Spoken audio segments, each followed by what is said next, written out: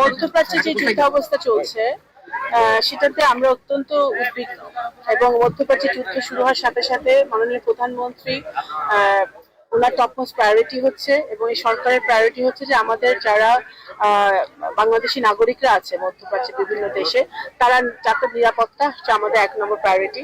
আমরা আমাদের মিশনগুলো সেখানে সকল দেশে অত্যন্ত নিবিড়ভাবে পর্যবেক্ষণ করছে। ওনারা নাগরিকদের সাথে যোগাযোগ রাখছে বাংলাদেশিদের সাথে, তারা যেন নিরাপদে থাকে, তারা যে সকল কর্মসংস্থানে তারা কাজে আছে তারা যেন নিরাপত্তার সাথে কাজ করতে পারে সেটা আমরা আমাদের মিশনগুলো দেখছি।